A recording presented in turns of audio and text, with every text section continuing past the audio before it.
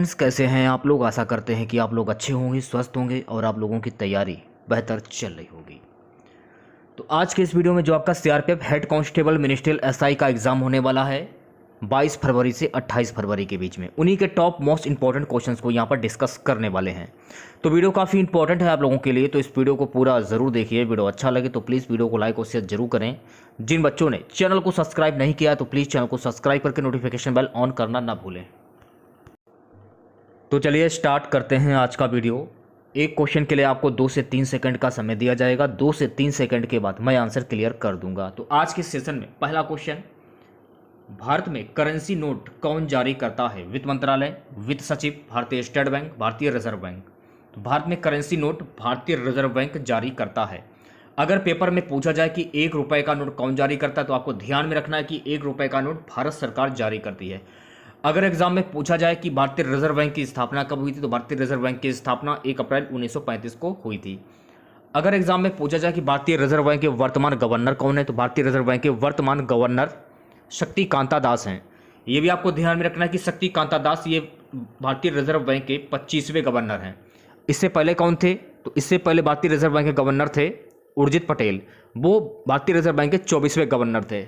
तो ये सारे फैक्ट आपको ध्यान में रखने हैं, जो कि आपकी परीक्षा की दृष्टि से काफी इंपॉर्टेंट हैं। सो गाइस, अगला क्वेश्चन देखेगा, इसरो किसका संक्षिप्त रूप है?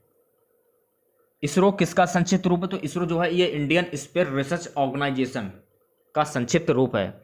महत्वपूर्ण फैक्ट जान लीजिए, अगर पेपर में पूछा जाए कि भारतीय अंतरिक्ष अनुसंधान संगठन का मुख्यालय कहां पर स्थित है, तो इसका जो मुख्यालय है ये बेंगलुरु में स्थित है। अगर पेपर में पूछा जाए भारतीय अंतरिक्ष अनुसंधान संगठन के वर्तमान अध्यक्ष कौन है, तो इसके वर्तमान अध्यक्ष हैं श्री एस सोमनाथ। अगर पेपर में पूछा जाए कि भारतीय अंतरिक्ष अनुसंधान संगठन की स्थापना कब हुई थी, तो इसकी स्थापना 15 अगस्त 1969 को वैज्ञानिक विक्रम साराभाई के द्वारा की गई थी। तो ये सारे फैक्ट आपको ध्यान में रखना है। एक फैक्ट और आपको ध्यान में रखना है कि जो आर्यभट्ट उपग्रह था, ये उपग्रह जो है ये इसरो के द्वारा बनाया गया था। भारत का पहला जो उपग्रह है आर्यभट्ट, ये इसरो के द्वारा बनाया गया था, पहला उपग्रह था। यह भी आपको ध्यान में रखना है। सुगत अगला क्वेश्चन देखेगा, मनुष्य किसके द्वारा जीव मंडल में पारिस्थितिक संतुलन बनाए रख सकता है? 4 ऑप्शन आपके सामने हैं, तो सही जवाब हो जाएगा ऑप्शन बी, संवर्धित पौधों की नई किस्में और पालतू पशुओं की नई नस्लें विकसित करना। चौथा क्वेश्चन आपकी स्क्रीन पर, धूम कोहरा किसके संयोजन से बनता है? धूम कोहरा किसके संयोजन से बनता है? तो गाइस, धूम कोहरा जो है ये धुआं और कोहरे के संयोजन से बनता है। गाइस, अगला क्वेश्चन है कि टीका वैक्सीनेशन का आविष्कार किसने किया था? टीका वैक्सीनेशन का जो आविष्कार है गाइस, ये किया था एडवर्ड जेनर ने। तो बी ऑप्शन करेक्ट हो जाएगा। अगला क्वेश्चन, कांच के निर्माण के लिए प्रयुक्त कच्ची सामग्रियां हैं। कांच के निर्माण के लिए प्रयुक्त कच्ची सामग्रियां हैं बालू, सोडा, चूना पत्थर। तो ए ऑप्शन करेक्ट हो जाएगा। 7वां क्वेश्चन देखिएगा गाइस, हमारे भारतीय संविधान में कितने मूल कर्तव्य हैं? 12, 8, 11 या 9?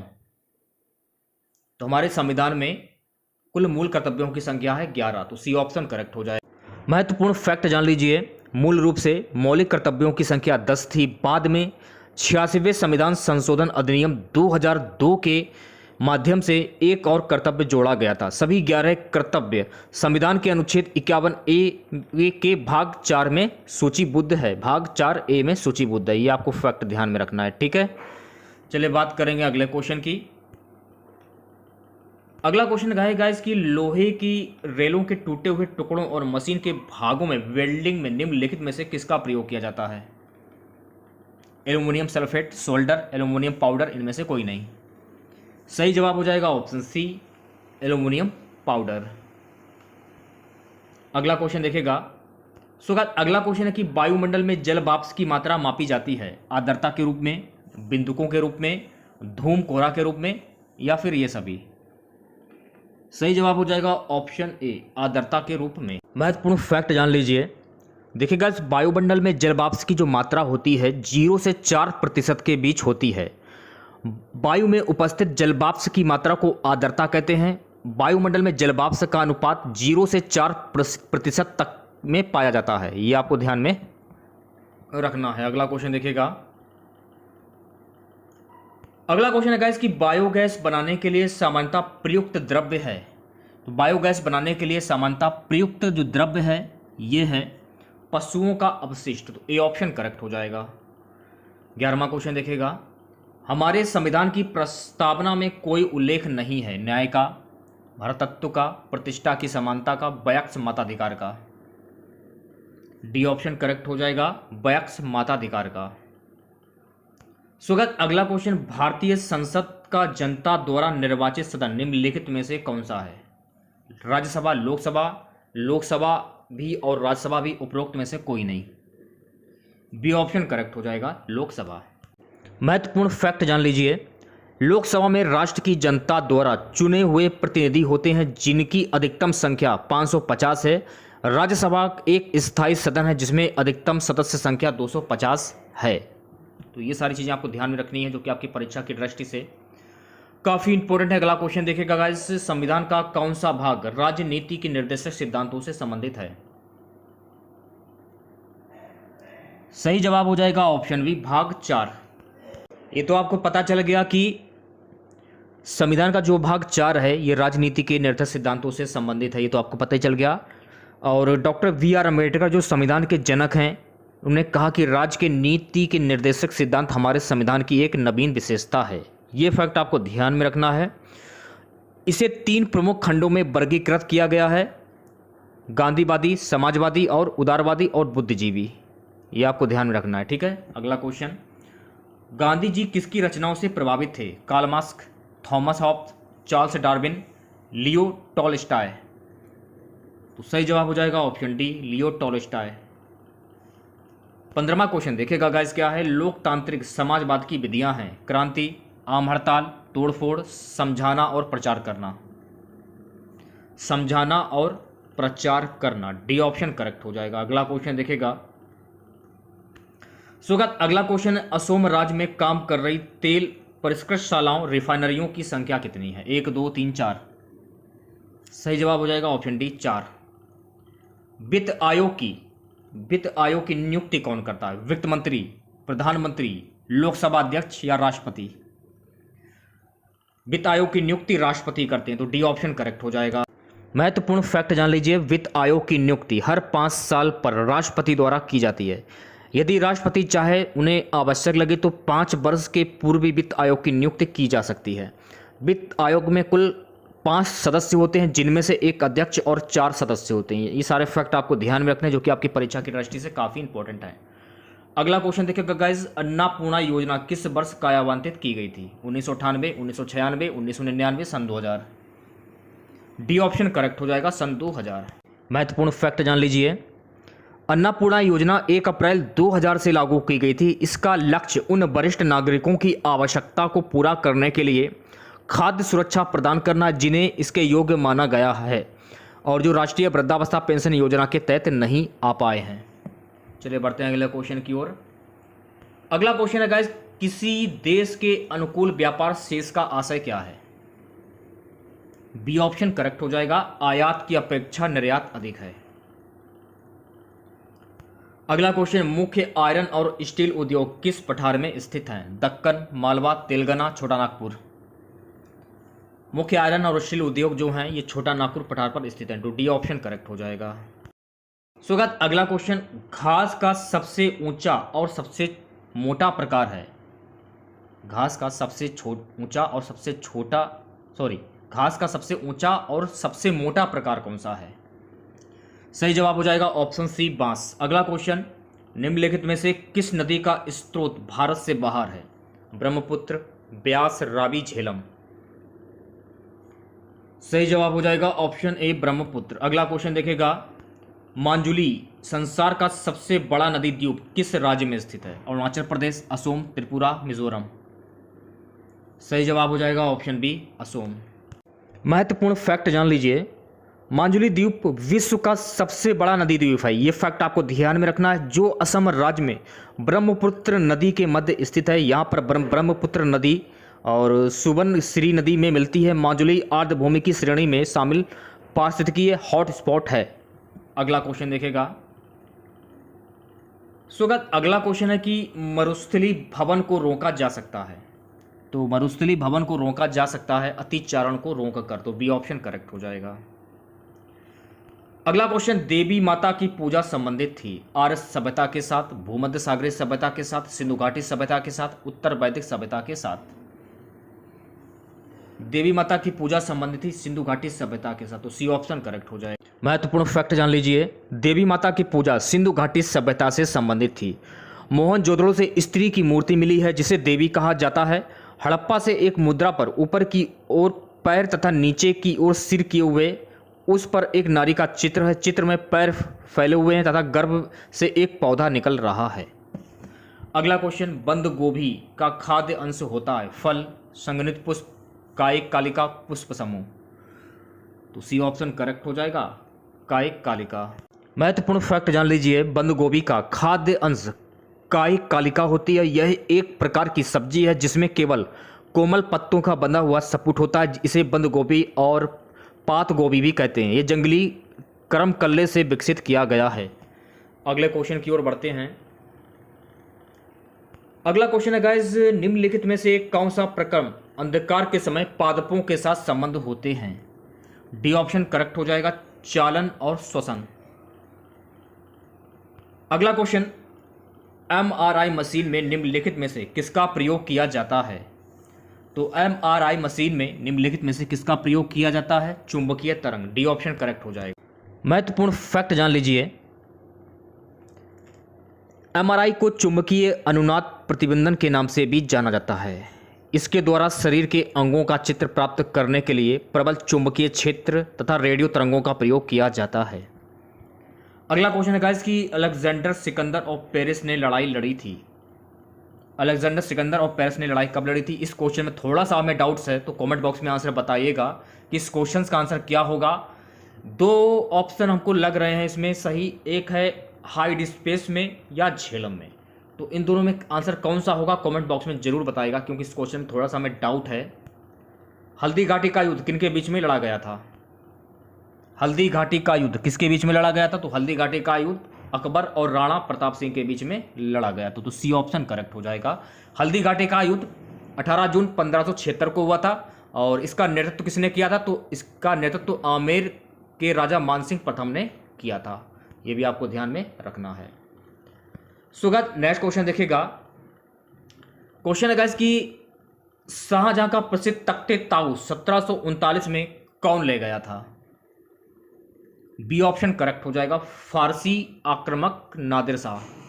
महत्वपूर्ण फैक्ट जान लीजिए, शाहजहां का प्रसिद्ध तख्ते ताऊस 1739 में फारस के तुर्कमान वंश के शासक नादिर शाह ले गया था।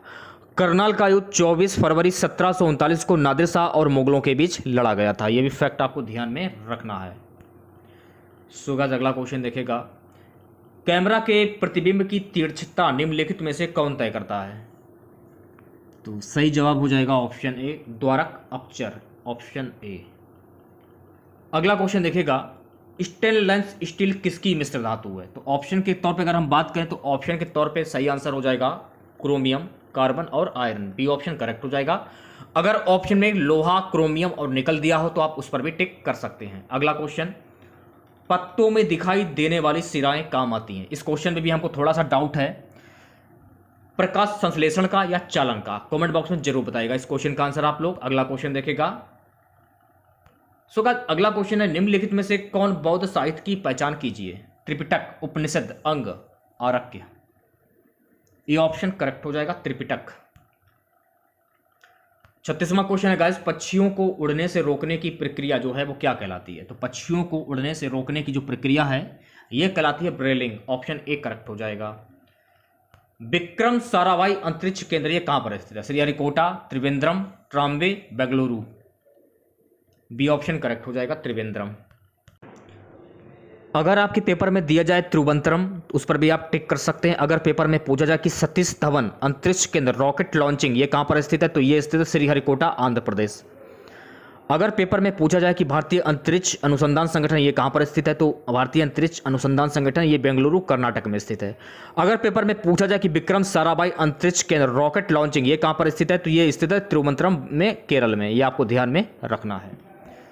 सो गाइस अगला क्वेश्चन है कि सेकंड के लोलक की काल अवधि है 1 second, 2 second, 0.5 second, 1.5 second. Second के लोलक की काल अवधि कितनी होती है? तो सही जवाब हो जाएगा ऑप्शन बी 2 सेकंड।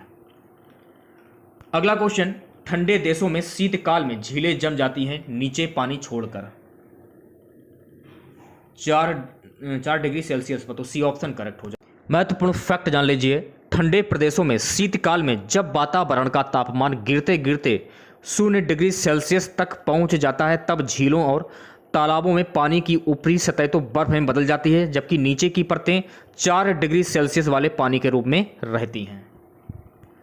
अगला क्वेश्चन देखिएगा गाइस क्या है, अमीर कोही कृषि विभाग नामक एक नया विभाग किस सुल्तान द्वारा शुरू किया गया था? सही जवाब हो जाएगा इस क्वेश्चन का ऑप्शन सी, मोहम्मद बिन तुगलक के द्वारा।